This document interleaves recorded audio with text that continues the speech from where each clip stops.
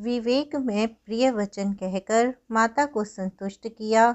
फिर वन के गुण दोष प्रकट करके वे जानकी जी को समझाने लगे।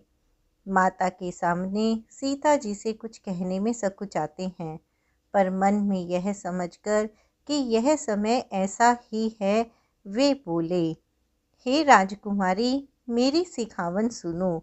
मन में कुछ दूसरी तरह न समझ लेना। जो अपना और मेरा भला चाहती हो तो मेरा वचन मानकर घर रहो। हे भामिनी, मेरी आज्ञा का पालन होगा, सास की सेवा बन पड़ेगी। घर रहने में सभी प्रकार से भलाई है। आदर पूर्वक सास ससुर के चरणों की पूजा करने से बढ़कर दूसरा कोई धर्म नहीं है। जब जब माता मुझे याद करेंगी और प्रेम से व्याकुल होने के कारण उनकी बुद्धि भूली हो जाएगी, वे अपने आप को भूल जाएंगी। हे सुंदरी, तब तब तुम कोमल वाणी से पुरानी कथाएं कह कहकर इन्हें समझाना। हे सुमुखी, मुझे सैकड़ों सौगंध है। मैं यह स्वभाव से ही कहता हूँ कि मैं तुम्हें केवल माता के लिए ही घर पर रखता हूँ। मेरी आज्ञा मानकर घर पर रहने से गुरु और वेद के द्वारा सम्मत धर्म के आचरण का फल तुम्हें बिना ही क्लेश के मिल जाता है, किंतु हठ के वश होकर गालव मुनि और राजा नहुष आदि सब ने संकट ही सहे। हे सुमुखी, हे सयानी, सुनो, मैं भी पिता के वचन को सत्य करके शीघ्र ही लौटूंगा। दिन जाते देर नहीं लगेगी। हे सुंदरी, हमारी यह सीख सुनो। हे वामा, यदि प्रेमवश हठ करोगी तो तुम परिणाम में दुख पाओगी। वन बड़ा कठिन और भयानक है। वहाँ की धूप, जाड़ा, वर्षा और हवा सभी बड़े भयानक हैं। रास्ते में कुश, कांटे और बहुत से कंकड़ हैं। उन पर बिना जूते के पैदल ही चलना होगा। तुम्हारे चरण कमल कोमल और सुंदर हैं और रास्ते में बड़े बड़े दुर्गम पर्वत हैं। पर्वतों की गुफाएं, खोह, नदियाँ, नद और नाले ऐसे अगम्य और गहरे हैं कि उनकी ओर देखा तक नहीं जाता। रीछ, बाघ, भेड़िए, सिंह और हाथी ऐसे भयानक शब्द करते हैं कि उन्हें सुनकर धीरज भाग जाता है। जमीन पर सोना, पेड़ों की छाल के वस्त्र पहनना और कंद, मूल, फल का भोजन करना होगा, और वे भी क्या सदा सब दिन मिलेंगे। सब कुछ अपने अपने समय के अनुकूल ही मिल सकेगा। मनुष्यों को खाने वाले निशाचर फिरते रहते हैं। वे करोड़ों प्रकार के कपट रूप धारण कर लेते हैं। पहाड़ का पानी बहुत ही लगता है। वन की विपत्ति बखानी नहीं जा सकती। वन में भीषण सर्प, भयानक पक्षी और स्त्री पुरुषों को चुराने वाले राक्षसों के झुंड रहते हैं। वन की भयंकरता याद आने मात्र से धीर पुरुष भी डर जाते हैं। फिर हे मृगलोचनी, तुम तो स्वभाव से ही डरपोक हो। हे हंस गमनी, तुम वन के योग्य नहीं हो। तुम्हारे वन जाने की बात सुनकर लोग मुझे अपयश देंगे। मानसरोवर के अमृत के समान जल से पाली हुई हंसिनी कहीं खारे समुद्र में जी सकती है। नवीन आम के वन में विहार करने वाली कोयल क्या करील के जंगल में शोभा पाती है। हे चंद्रमुखी, हृदय में ऐसा विचार कर तुम घर पर ही रहो। वन में बड़ा कष्ट है। स्वाभाविक ही हित चाहने वाले गुरु और स्वामी की सीख को जो सिर चढ़ाकर नहीं मानता, वह हृदय में भर पेट पछताता है और उसके हित की हानि अवश्य होती है। प्रियतम के कोमल तथा मनोहर वचन सुनकर सीता जी के सुंदर नेत्र जल से भर गए। श्री राम जी की यह शीतल सीख उनको कैसी जलाने वाली हुई, जैसे चकवे को शरद ऋतु की चांदनी रात होती है। जानकी जी से कुछ उत्तर देते नहीं बनता। वे यह सोचकर व्याकुल हो उठी कि मेरे पवित्र और प्रेमी स्वामी मुझे छोड़ जाना चाहते हैं। नेत्रों के जल को जबरदस्ती रोककर वे पृथ्वी की कन्या सीता जी हृदय में धीरज धरकर सास के पैर लगकर हाथ जोड़कर कहने लगी, हे देवी, मेरी इस बड़ी भारी ढिठाई को क्षमा कीजिए। मुझे प्राणपति ने वही शिक्षा दी है जिससे मेरा परम हित हो, परंतु मैंने मन में समझकर देख लिया कि पति के वियोग के समान जगत में कोई दुख नहीं है। हे प्राणनाथ, हे दया के धाम, हे सुंदर, हे सुखों के देने वाले, हे सुजान, हे रघुकुल रूपी कुमुद के खिलाने वाले चंद्रमा, आपके बिना स्वर्ग भी मेरे लिए नरक के समान है। माता, पिता, बहन, प्यारा भाई, प्यारा परिवार, मित्रों का समुदाय, सास, ससुर, गुरु, स्वजन, सहायक और सुंदर, सुशील और सुख देने वाला पुत्र, हे नाथ, जहाँ तक स्नेह और नाते हैं, पति के बिना स्त्री को सभी सूर्य से भी बढ़कर तपाने वाले हैं। शरीर, धन, घर, पृथ्वी, नगर और राज्य, पति के बिना स्त्री के लिए यह सब शोक का समाज है। भोग रोग के समान है, गहने भार रूप हैं और संसार यम यातना के समान है। हे प्राणनाथ, आपके बिना जगत में मुझे कहीं कुछ भी सुखदाई नहीं है। जैसे बिना जीव के देह और बिना जल के नदी, वैसे ही हे नाथ बिना पुरुष के स्त्री है। हे नाथ, आपके साथ रहकर आपका शरद पूर्णिमा के निर्मल चंद्रमा के समान मुख देखने से मुझे समस्त सुख प्राप्त होंगे। हे नाथ, आपके साथ पक्षी और पशु ही मेरे कुटुंबी होंगे। वन ही नगर और वृक्षों की छाल ही निर्मल वस्त्र होंगे और पर्णकुटी ही स्वर्ग के समान सुखों की मूल होगी। उदार हृदय के वन देवी और वन देवता ही सास ससुर के समान मेरी सार संभार करेंगे और कुशा और पत्तों की सुंदर बिछोना ही प्रभु के साथ कामदेव की मनोहर तोषक के समान होगी। कंद, मूल और फल ही अमृत के समान आहार होंगे और वन के पहाड़ ही अयोध्या के सैकड़ों राजमहलों के समान होंगे। क्षण क्षण में प्रभु के चरण कमलों को देख देख कर मैं ऐसी आनंदित रहूंगी जैसी दिन में चकवी रहती है। हे नाथ, आपने वन के बहुत से दुख और बहुत से भय, विषाद और संताप कहे, परंतु हे कृपा निधान, वे सब मिलकर भी प्रभु के वियोग के लवलेश के समान भी नहीं हो सकते। ऐसा जी में जानकर हे सुजान शिरोमणि, आप मुझे साथ ले चलिए, यहाँ न छोड़िए। हे स्वामी, मैं अधिक क्या विनती करूं? आप करुणामय हैं और सबके हृदय के अंदर की जानने वाले हैं।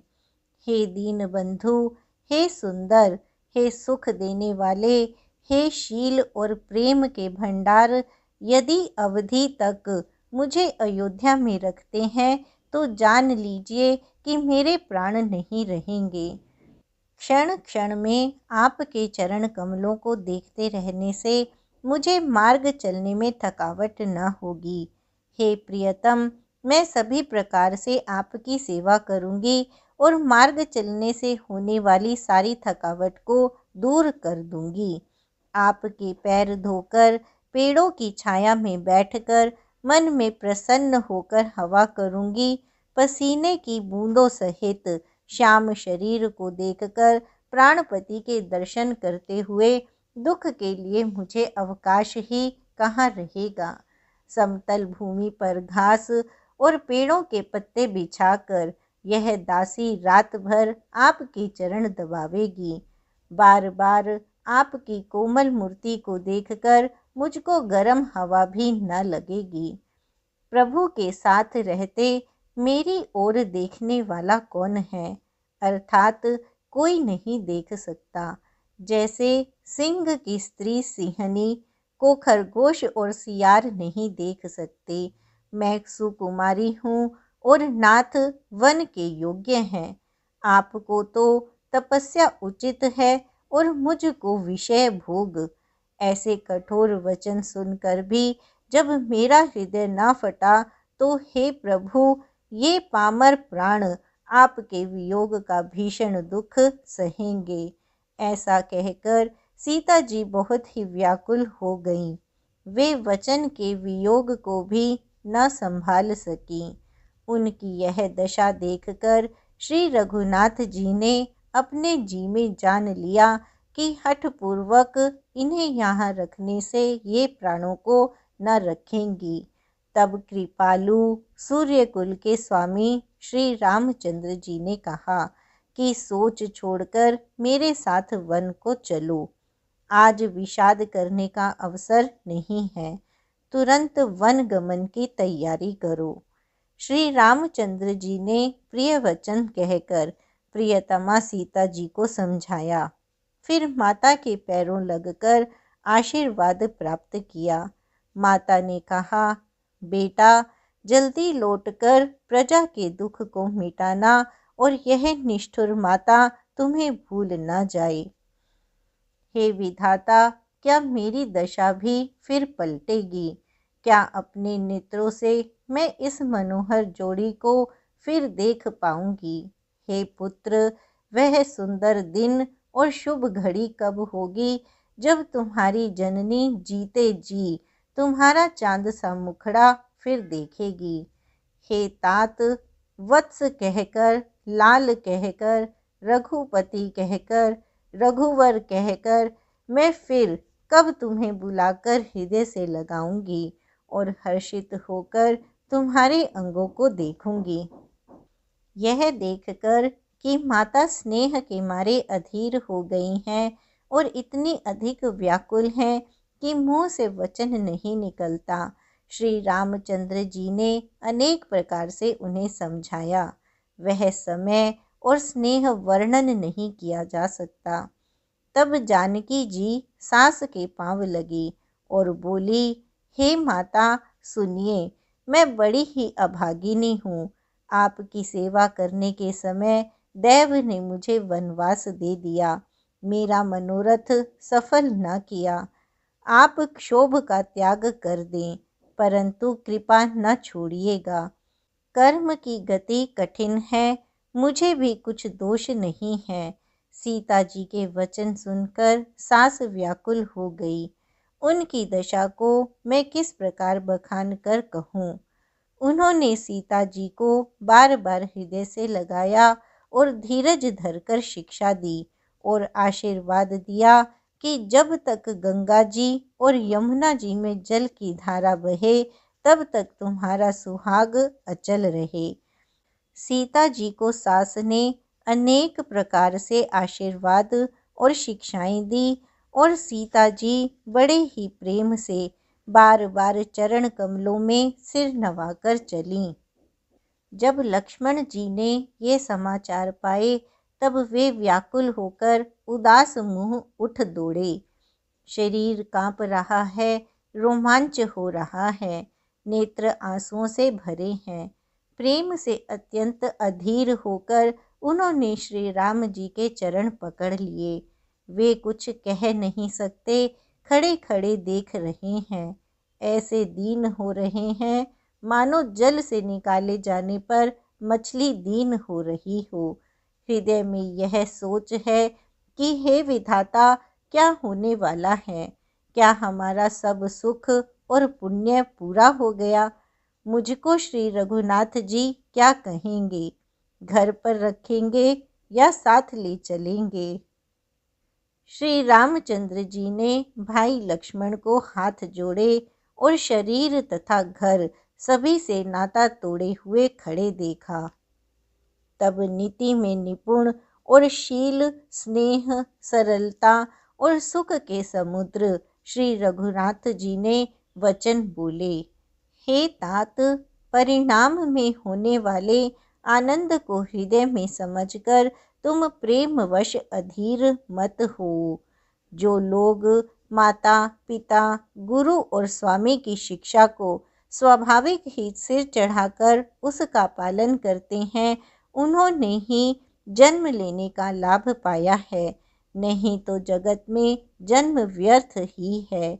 हे भाई, हृदय में ऐसा जानकर मेरी सीख सुनो और माता पिता के चरणों की सेवा करो। भरत और शत्रुघ्न घर पर नहीं है, महाराज वृद्ध हैं और उनके मन में मेरा दुख है।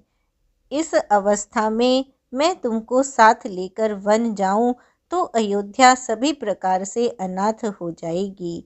गुरु, पिता, माता, प्रजा और परिवार सभी पर दुख का दुस्सह भार आ पड़ेगा। अतः तुम यहीं रहो और सबका संतोष करते रहो, नहीं तो हे तात, बड़ा दोष होगा। जिसके राज्य में प्यारी प्रजा दुखी रहती है, वह राजा अवश्य ही नरक का अधिकारी होता है। हे तात, ऐसी नीति विचार कर तुम घर रह जाओ। यह सुनते ही लक्ष्मण जी बहुत ही व्याकुल हो गए। इन शीतल वचनों से वे कैसे सूख गए, जैसे पाले के स्पर्श से कमल सूख जाता है। प्रेमवश लक्ष्मण जी से कुछ उत्तर देते नहीं बनता।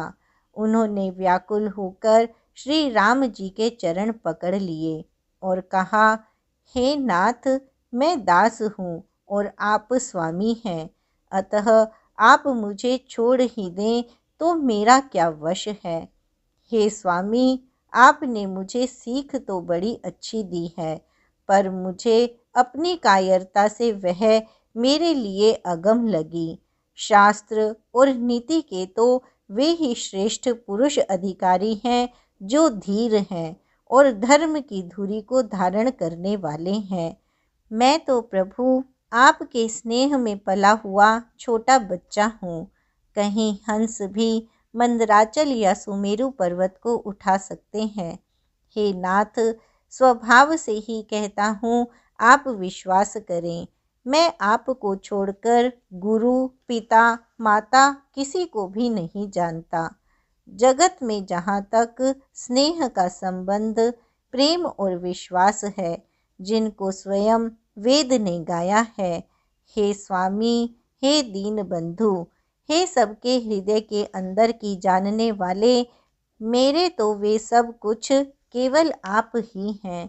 धर्म और नीति का उपदेश तो उसको करना चाहिए जिसे कीर्ति, ऐश्वर्य या सद्गति प्यारी हो, किंतु जो मन, वचन और कर्म से चरणों में ही प्रेम रखता हो, हे कृपा सिंधु, क्या वह भी त्यागने के योग्य है।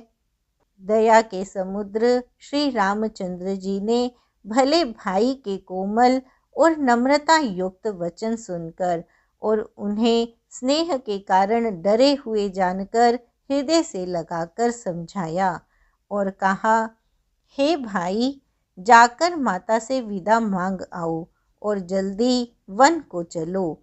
रघुकुल में श्रेष्ठ श्री राम जी की वाणी सुनकर लक्ष्मण जी आनंदित हो गए।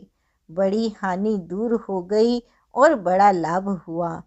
वे हर्षित हृदय से माता सुमित्रा जी के पास आए, मानो अंधा फिर से नेत्र पा गया हो। उन्होंने जाकर माता के चरणों में मस्तक नवाया, किंतु उनका मन रघुकुल को आनंद देने वाले श्री राम जी और जानकी जी के साथ था। माता ने उदास मन देखकर उनसे कारण पूछा। लक्ष्मण जी ने सब कथा विस्तार से कह सुनाई।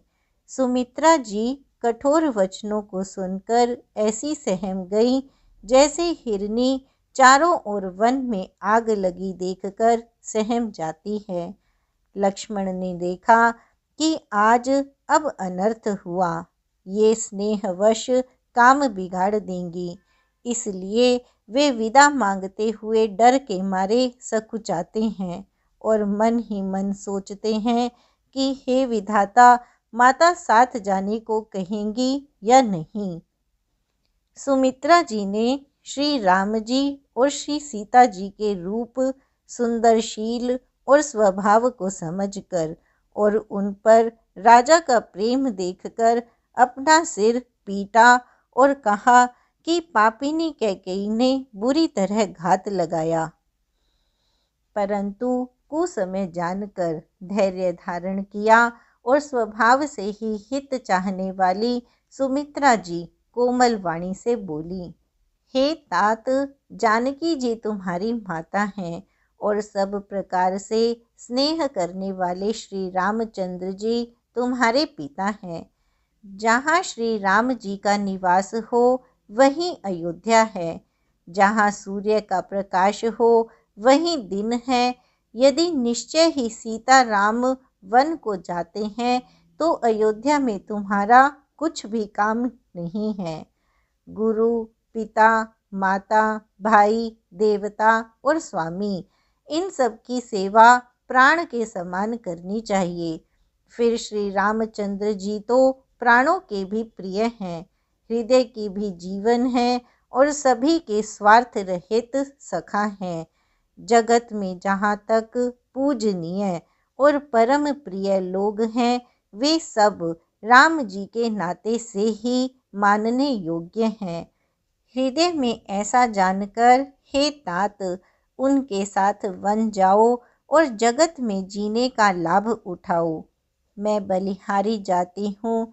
हे पुत्र, मेरे समेत तुम बड़े ही सौभाग्य के पात्र हुए, जो तुम्हारे चित्त ने छल छोड़कर श्री राम जी के चरणों में स्थान प्राप्त किया है। संसार में वही युवती स्त्री पुत्रवती है जिसका पुत्र श्री रघुनाथ जी का भक्त हो, नहीं तो जो राम से विमुख पुत्र से अपना हित जानती है वह तो बांझ ही अच्छी, पशु की भांति उसका ब्याना व्यर्थ ही है। तुम्हारे ही भाग्य से श्री राम जी वन को जा रहे हैं। हे तात, दूसरा कोई कारण नहीं है। संपूर्ण पुण्यों का सबसे बड़ा फल यही है कि श्री सीता राम जी के चरणों में स्वाभाविक प्रेम हो। राग, रोष, ईर्ष्या, मद और मोह, इनके वश स्वप्न में भी मत होना। सब प्रकार के विकारों का त्याग कर मन, वचन और कर्म से श्री सीता राम जी की सेवा करना। तुमको वन में सब प्रकार से आराम है। जिसके साथ श्री राम जी और सीता जी रूप पिता माता हैं, हे पुत्र, तुम वही करना जिससे श्री रामचंद्र जी वन में क्लेश ना पावे। मेरा यही उपदेश है। हे तात, मेरा यही उपदेश है, तुम वही करना जिससे वन में तुम्हारे कारण श्री राम जी और सीता जी सुख पावें और पिता, माता, प्रिय परिवार और नगर के सुखों की याद भूल जाएं। तुलसीदास जी कहते हैं कि सुमित्रा जी ने इस प्रकार हमारे प्रभु श्री लक्ष्मण जी को शिक्षा देकर वन जाने की आज्ञा दी और फिर यह आशीर्वाद दिया कि श्री सीता जी और श्री रघुवीर जी के चरणों में तुम्हारा निर्मल एवं प्रगाढ़ प्रेम नित नित नया हो। माता के चरणों में सिर नवाकर हृदय में डरते हुए कि अब भी कोई विघ्न ना आ जाए, लक्ष्मण जी तुरंत इस तरह चल दिए जैसे सौभाग्यवश कोई हिरण कठिन फंदे को तुड़ाकर भाग निकला हो। लक्ष्मण जी वहां गए जहां श्री जानकी नाथ जी थे और प्रिय का साथ पाकर मन में बड़े ही प्रसन्न हुए। श्री राम जी और सीता जी के सुंदर चरणों की वंदना करके वे उनके साथ चले और राजभवन में आए। नगर के स्त्री पुरुष आपस में कह रहे हैं कि विधाता ने खूब बनाकर बात बिगाड़ी। उनके शरीर दुबले, मन दुखी और मुख उदास हो रहे हैं।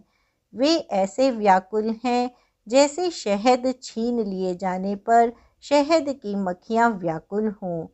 सब हाथ मल रहे हैं और सिर पीटकर पछता रहे हैं, मानो बिना पंख के पक्षी व्याकुल हो रहे हों। राजद्वार पर बड़ी भीड़ हो रही है। अपार विषाद का वर्णन नहीं किया जा सकता। श्री रामचंद्र जी पधारे हैं, ये प्रिय वचन कहकर मंत्री ने राजा को उठाकर बैठाया। सीता सहित दोनों पुत्रों को वन के लिए तैयार देखकर राजा बहुत व्याकुल हुए। सीता सहित दोनों सुंदर पुत्रों को देख देख कर राजा अकुलाते हैं और स्नेहवश बारंबार उन्हें हृदय से लगा लेते हैं। राजा व्याकुल हैं, बोल नहीं सकते। हृदय में शोक से उत्पन्न हुआ भयानक संताप है। तब रघुकुल के वीर श्री रामचंद्र जी ने अत्यंत प्रेम से चरणों में सिर नवाकर उठकर विदा मांगी। हे पिताजी, मुझे आशीर्वाद और आज्ञा दीजिए। हर्ष के समय आप शोक क्यों कर रहे हैं? हे तात, प्रिय के प्रेमवश प्रमाद करने से जगत में यश जाता रहेगा और निंदा होगी। यह सुनकर स्नेहवश राजा ने उठकर श्री रघुनाथ जी की बाह पकड़कर उन्हें बैठा लिया और कहा, हे तात सुनो, तुम्हारे लिए मुनि लोग कहते हैं कि श्री राम चराचर के स्वामी हैं। शुभ और अशुभ कर्मों के अनुसार ईश्वर हृदय में विचार कर फल देता है। जो कर्म करता है वही फल पाता है, ऐसी वेद की नीति है। यह सब कोई कहते हैं, किंतु इस अवसर पर तो इसके विपरीत हो रहा है। अपराध तो कोई और ही करे और उसके फल का भोग कोई और ही पावे। भगवान की लीला बड़ी ही विचित्र है, उसे जानने योग्य जगत में कौन है।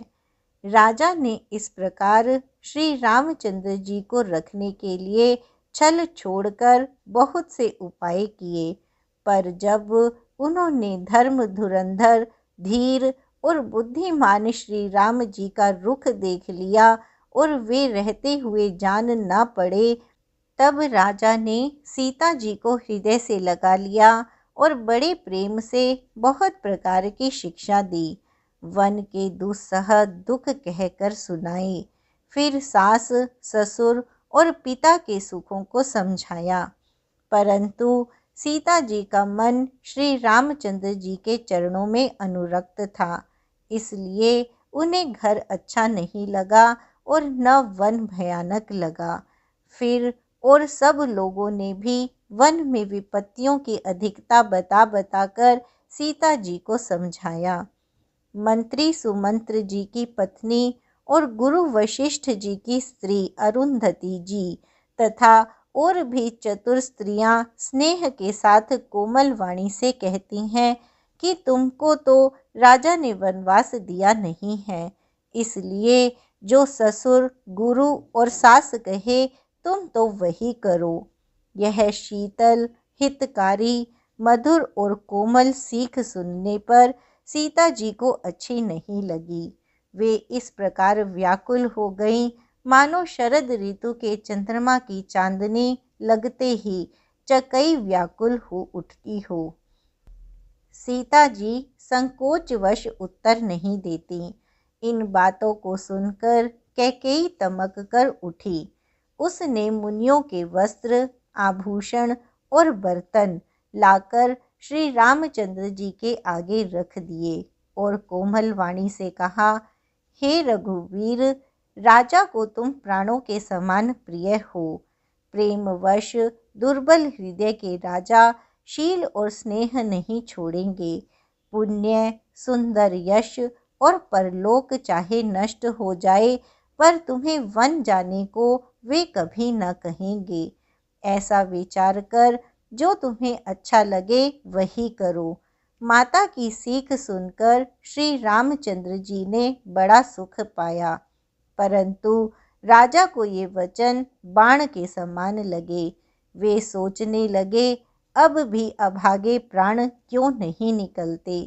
राजा मूर्छित हो गए, लोग व्याकुल हैं, किसी को कुछ सूझ नहीं पड़ता कि क्या करें। श्री रामचंद्र जी तुरंत मुनि का वेश बनाकर और माता पिता को सिर नवाकर चल दिए। वन का सब साज सामान सजाकर और भाई लक्ष्मण जी सहित ब्राह्मण और गुरु के चरणों की वंदना करके सबको अचेत करके चले। राजमहल से निकलकर श्री रामचंद्र जी वशिष्ठ जी के दरवाजे पर जा खड़े हुए और देखा कि सब लोग विरह की अग्नि में जल रहे हैं। उन्होंने प्रिय वचन कहकर सबको समझाया। फिर श्री रामचंद्र जी ने ब्राह्मणों की मंडली को बुलाया।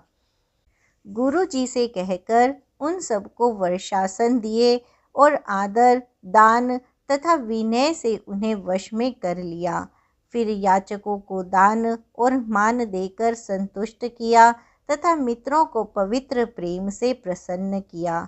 फिर दास दासियों को बुलाकर उन्हें गुरु जी को सौंपकर हाथ जोड़कर बोले, हे गुसाई, इन सब की माता पिता के समान सार संभार करते रहिएगा। श्री रामचंद्र जी बार बार दोनों हाथ जोड़कर सबसे कोमल वाणी कहते हैं कि मेरा सब प्रकार से हितकारी मित्र वही होगा जिसकी चेष्टा से महाराज सुखी रहें। हे परम चतुर पुरवासी सज्जनों, आप लोग सब वही उपाय करिएगा जिससे मेरी सब माताएं मेरे विरह के दुख से दुखी ना हो। इस प्रकार श्री राम जी ने सबको समझाया और हर्षित होकर गुरु जी के चरण कमलों में सिर नवाया। फिर गणेश जी, पार्वती जी और कैलाशपति महादेव जी को मनाकर तथा आशीर्वाद पाकर श्री रघुनाथ जी चले। श्री राम जी के चलते ही बड़ा भारी विषाद हो गया। नगर का आर्तनाद सुना नहीं जाता। लंका में बुरे शकुन होने लगे। अयोध्या में अत्यंत शोक छा गया और देवलोक में सब हर्ष और विषाद दोनों के वश में हो गए। हर्ष इस बात का था कि अब राक्षसों का नाश होगा और विषाद अयोध्या वासियों के शोक के कारण था। मूर्छा दूर हुई तब राजा जागे और सुमंत्र को बुलाकर ऐसा कहने लगे, श्री राम वन को चले गए पर मेरे प्राण नहीं जा रहे हैं। न जाने ये किस सुख के लिए शरीर में टिक रहे हैं। इससे अधिक बलवती और कौन सी व्यथा होगी जिस दुख को पाकर प्राण शरीर को छोड़ेंगे। फिर धीरज धरकर राजा ने कहा, हे सखा, तुम रथ लेकर श्री राम के साथ जाओ।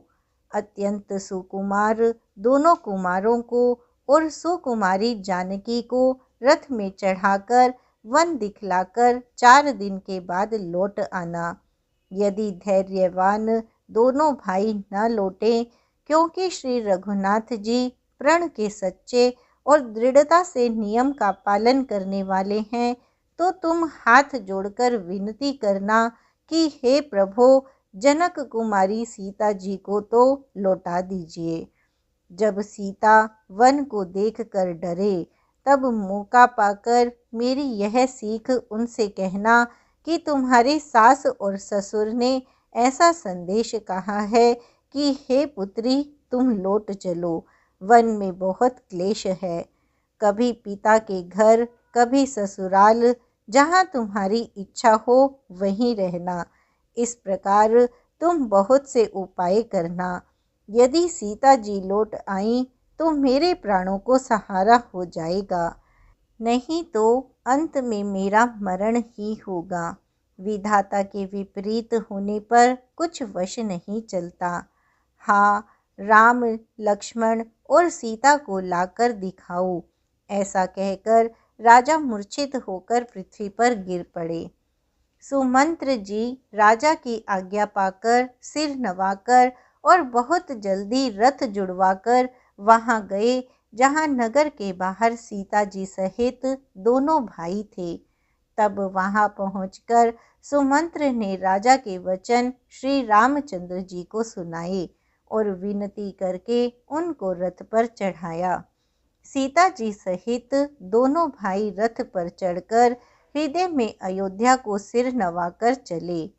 श्री रामचंद्र जी को जाते हुए और अयोध्या को अनाथ होते हुए देखकर सब लोग व्याकुल होकर उनके साथ हो लिए। कृपा के समुद्र श्री राम जी उन्हें बहुत तरह से समझाते हैं तो वे अयोध्या की ओर लौट जाते हैं, परंतु प्रेमवश फिर लौट आते हैं। अयोध्यापुरी बड़ी डरावनी लग रही है, मानो अंधकारमयी काल रात्रि ही हो। नगर के नर नारी भयानक जंतुओं के समान एक दूसरे को देखकर डर रहे हैं। घर शमशान, कुटुंबी भूत प्रेत और पुत्र हितैषी और मित्र मानो यमराज के दूत हैं। बगीचों में वृक्ष और बेलें कुम्हला रही हैं। नदी और तालाब ऐसे भयानक लगते हैं कि उनकी ओर देखा भी नहीं जाता। करोड़ों घोड़े, हाथी, खेलने के लिए पाले हुए हिरन, नगर के गाय, बैल, बकरी आदि पशु, पपीहे, मोर, कोयल, चकवे, तोते, मैना, सारस, हंस और चकोर श्री राम जी के वियोग में सभी व्याकुल हुए जहाँ तहाँ ऐसे खड़े हैं मानो तस्वीरों में लिख कर बनाए हुए हैं। नगर मानो फलों से परिपूर्ण बड़ा भारी सघन वन था। नगर निवासी सब स्त्री पुरुष, बहुत से पशु पक्षी थे, अर्थात अवधपुरी अर्थ, धर्म, काम, मोक्ष चारों फलों को देने वाली नगरी थी और सब स्त्री पुरुष सुख से उन फलों को प्राप्त करते थे। विधाता ने कैकेयी को भीलनी बनाया, जिसने 10 दिशाओं में दुस्सह दावाग्नि लगा दी। श्री रामचंद्र जी के विरह की इस अग्नि को लोग सह ना सके। सब लोग व्याकुल होकर भाग चले। सब ने मन में विचार कर लिया कि श्री राम जी, लक्ष्मण जी और सीता जी के बिना सुख नहीं है। जहाँ श्री राम जी रहेंगे वहीं सारा समाज रहेगा। श्री रामचंद्र जी के बिना अयोध्या में हम लोगों का कुछ काम नहीं है। ऐसा विचार दृढ़ करके देवताओं को भी दुर्लभ सुखों से पूर्ण घरों को छोड़कर सब श्री रामचंद्र जी के साथ चल पड़े। जिनको श्री राम जी के चरण कमल प्यारे हैं, उन्हें क्या कभी विषय भोग वश में कर सकते हैं। बच्चों और बूढ़ों को घरों में छोड़कर सब लोग साथ हो लिए। पहले दिन श्री रघुनाथ जी ने तमसा नदी के तीर पर निवास किया। प्रजा को प्रेम वश देखकर श्री रघुनाथ जी के दयालु हृदय में बड़ा दुख हुआ। प्रभु श्री रघुनाथ जी करुणामय हैं। पराई पीड़ा को वे तुरंत पा जाते हैं। दूसरे का दुख देखकर वे तुरंत स्वयं दुखित हो जाते हैं। प्रेम युक्त कोमल और सुंदर वचन कहकर श्री राम जी ने बहुत प्यार से लोगों को समझाया और बहुतेरे धर्म संबंधी उपदेश दिए, परंतु प्रेमवश लोग लौटाए लौटते नहीं। शील और स्नेह छोड़ा नहीं जाता। श्री रघुनाथ जी असमंजस के अधीन हो गए। शोक और परिश्रम के मारे लोग सो गए और कुछ देवताओं की माया से भी उनकी बुद्धि मोहित हो गई। जब दोपहर रात बीत गई, तब श्री रामचंद्र जी ने प्रेम पूर्वक मंत्री सुमंत्र से कहा, हे तात, रथ के खोज मारकर रथ को हाँकिए और किसी उपाय से बात नहीं बनेगी। शंकर जी के चरणों में सिर नवाकर श्री राम जी, लक्ष्मण जी और सीता जी रथ पर सवार हुए। मंत्री ने तुरंत ही रथ को इधर उधर खोज छिपाकर चला दिया। सवेरा होते ही सब लोग जागे तो बड़ा शोर मचा कि श्री रघुनाथ जी चले गए, कहीं रथ का खोज नहीं पाते। सब हा राम पुकारते हुए चारों ओर दौड़ रहे हैं, मानो समुद्र में जहाज डूब गया हो, जिससे व्यापारियों का समुदाय बहुत ही व्याकुल हो उठा हो। वे एक दूसरे को उपदेश देते हैं कि श्री रामचंद्र जी ने हम लोगों को क्लेश होगा, यह जानकर छोड़ दिया है। वे लोग अपनी निंदा करते हैं और मछलियों की सराहना करते हैं। कहते हैं श्री रामचंद्र जी के बिना हमारे जीने को धिक्कार है। विधाता ने यदि प्यारे का वियोग ही रचा तो फिर उसने मांगने पर मृत्यु क्यों नहीं दी। इस प्रकार बहुत से प्रलाप करते हुए वे संताप से भरे हुए अयोध्या जी में आए। उन लोगों के विषम वियोग की दशा का वर्णन नहीं किया जा सकता। 14 साल की अवधि की आशा से ही वे प्राणों को रख रहे हैं। सब स्त्री पुरुष श्री रामचंद्र जी के दर्शन के लिए नियम और व्रत करने लगे और ऐसे दुखी हो गए जैसे चकवा, चकवी और कमल सूर्य के बिना दीन हो जाते हैं। सीता जी और मंत्री सहित दोनों भाई श्रृंगवेरपुर जा पहुँचे। वहाँ गंगा जी को देखकर श्री राम जी रथ से उतर पड़े और बड़े हर्ष के साथ उन्होंने दंडवत की। लक्ष्मण जी, सुमंत्र और सीता जी ने भी प्रणाम किया। सबके साथ श्री रामचंद्र जी ने सुख पाया। गंगा जी समस्त आनंद मंगलों की मूल हैं। वे सब सुखों की करने वाली और सब पीड़ाओं की हरने वाली हैं। अनेक कथा प्रसंग कहते हुए श्री राम जी गंगा जी की तरंगों को देख रहे हैं। उन्होंने मंत्री को, छोटे भाई लक्ष्मण जी को और प्रिया सीता जी को देव नदी गंगा जी की बड़ी महिमा सुनाई। इसके बाद सब ने स्नान किया, जिससे मार्ग का सारा थकावट दूर हो गया और पवित्र जल पीते ही मन प्रसन्न हो गया। जिनके स्मरण मात्र से महान श्रम मिट जाता है, उनको श्रम देना यह केवल लौकिक व्यवहार है।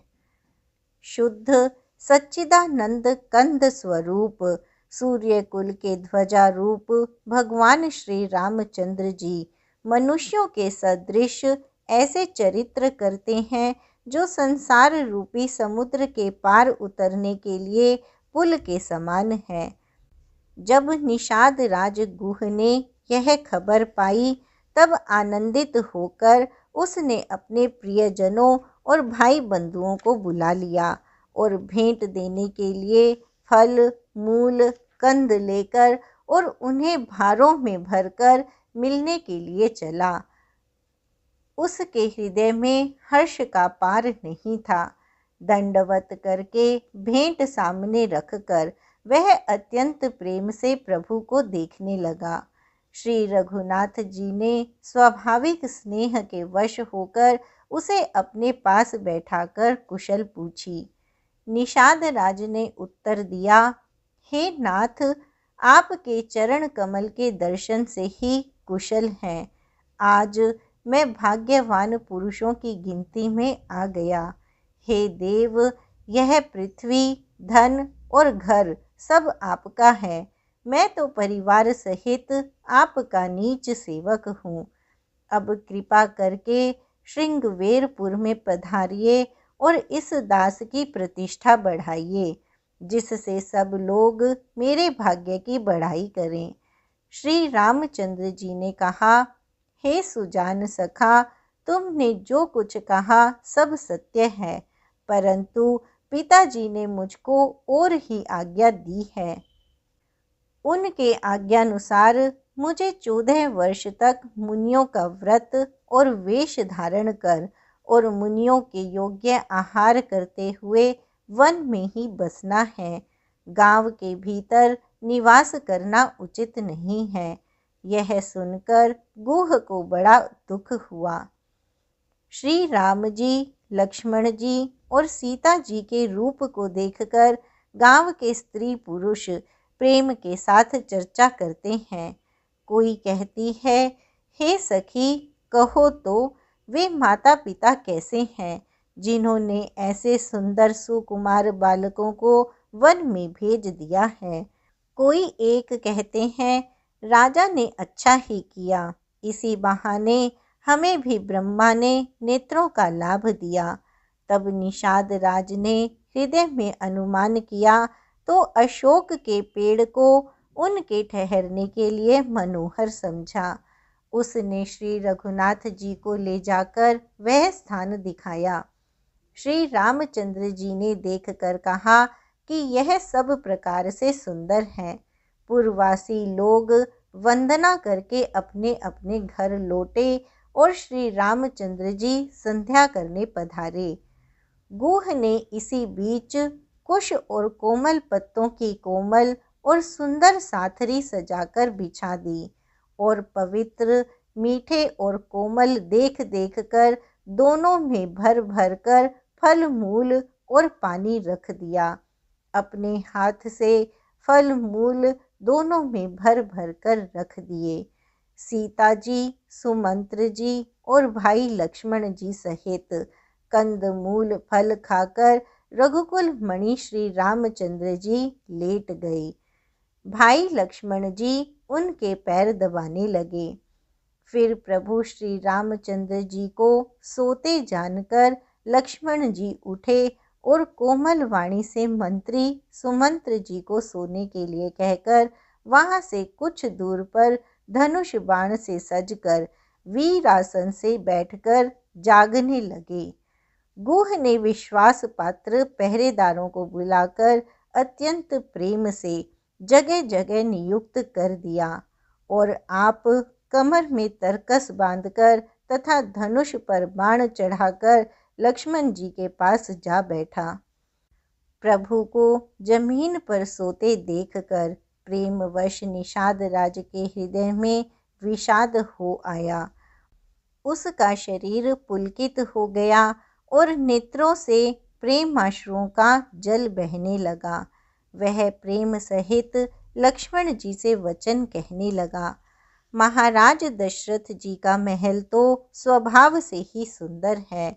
इंद्र भवन भी जिसकी समानता नहीं पा सकता, उसमें सुंदर मणियों के रचे चौबारे हैं, जिन्हें मानो रति के पति कामदेव ने अपने ही हाथों सजाकर बनाया है। जो पवित्र, बड़े ही विलक्षण, सुंदर, भोग पदार्थों से पूर्ण और फूलों की सुगंध से सुवासित है, जहाँ सुंदर पलंग और मणियों के दीपक हैं तथा सब प्रकार का पूरा आराम है, जहाँ ओढ़ने बिछाने के अनेकों वस्त्र, तकिए और गद्दे हैं, जो दूध के फेन के समान कोमल, निर्मल और सुंदर हैं। वहाँ उन चौबारों में श्री सीता जी और श्री रामचंद्र जी रात को सोया करते थे और अपनी शोभा से रति और कामदेव के गर्व को हरण करते थे। वही श्री सीता और श्री राम जी आज घास फूस की साथरी पर थके हुए बिना वस्त्र के ही सोए हैं। ऐसी दशा में वे देखे नहीं जाते। माता, पिता, कुटुंबी, पूर्ववासी, मित्र, अच्छे शील स्वभाव के दास और दासियां, सब जिनकी अपने प्राणों की तरह सार संभार करते थे, वही प्रभु श्री रामचंद्र जी आज पृथ्वी पर सो रहे हैं। जिनके पिता जनक जी हैं, जिनका प्रभाव जगत में प्रसिद्ध है, जिनके ससुर इंद्र के मित्र रघुराज दशरथ जी हैं और पति श्री रामचंद्र जी हैं, वही जानकी जी आज जमीन पर सो रही हैं। विधाता किसको प्रतिकूल नहीं होता। सीता जी और श्री रामचंद्र जी क्या वन के योग्य हैं? लोग सच कहते हैं कि कर्म ही प्रधान है। कैकेयी राज की लड़की नीच बुद्धि कैकेयी ने बड़ी ही कुटिलता की, जिसने रघुनंदन श्री राम जी को और जानकी जी को सुख के समय दुख दिया। वह सूर्य कुल रूपी वृक्ष के लिए कुल्हाड़ी हो गई। उस कुबुद्धि ने संपूर्ण विश्व को दुखी कर दिया। श्री राम और सीता को जमीन पर सोते हुए देखकर निषाद को बड़ा दुख हुआ। तब लक्ष्मण जी ज्ञान, वैराग्य और भक्ति के रस से सनी हुई मीठी और कोमल वाणी बोले, हे भाई, कोई किसी को सुख दुख देने वाला नहीं है। सब अपने ही किए हुए कर्मों का फल भोगते हैं। संयोग, वियोग, भले बुरे भोग, शत्रु, मित्र और उदासीन, ये सभी भ्रम के फंदे हैं। जन्म मृत्यु, संपत्ति विपत्ति, कर्म और काल, जहाँ तक जगत के जंजाल हैं। धरती, घर, धन, नगर, परिवार, स्वर्ग और नरक आदि जहाँ तक व्यवहार हैं, जो देखने, सुनने और मन के अंदर विचारने में आते हैं, इन सब का मूल मोह ही है। परमार्थतः ये नहीं है। जैसे स्वप्न में राजा भिखारी हो जाए या कंगाल स्वर्ग का स्वामी इंद्र हो जाए, तो जागने पर लाभ या हानि कुछ भी नहीं है, वैसे ही इस दृश्य प्रपंच को हृदय से देखना चाहिए। ऐसा विचार कर क्रोध नहीं करना चाहिए और न किसी को व्यर्थ दोष ही देना चाहिए। सब लोग मोह रूपी रात्रि में सोने वाले हैं और सोते हुए उन्हें अनेकों प्रकार के स्वप्न दिखाई देते हैं। इस जगत रूपी रात्रि में योगी लोग जागते हैं, जो परमार्थी हैं और प्रपंच से छूटे हुए हैं। जगत में जीव को जागा हुआ तभी जानना चाहिए, जब संपूर्ण भोग विलासों से वैराग्य हो जाए। विवेक होने पर मोह रूपी भ्रम भाग जाता है। तब अज्ञान का नाश होने पर श्री रघुनाथ जी के चरणों में प्रेम होता है। हे सखा, मन, वचन और कर्म से श्री राम जी के चरणों में प्रेम होना, यही सर्वश्रेष्ठ परमार्थ है। श्री राम जी परमार्थ स्वरूप पर ब्रह्म हैं। वे विगत, जानने में न आने वाले, अलख, स्थूल दृष्टि से देखने में न आने वाले, अनादि, आदि रहित, अनुपम, उपमा रहित, सब विकारों से रहित और भेद शून्य हैं। वेद जिनका नित्य नेति नेति कहकर निरूपण करते हैं, वही कृपालु श्री रामचंद्र जी भक्त, भूमि, ब्राह्मण, गौ और देवताओं के हित के लिए मनुष्य शरीर धारण करके लीलाएं करते हैं, जिनके सुनने से जगत के जंजाल मिट जाते हैं।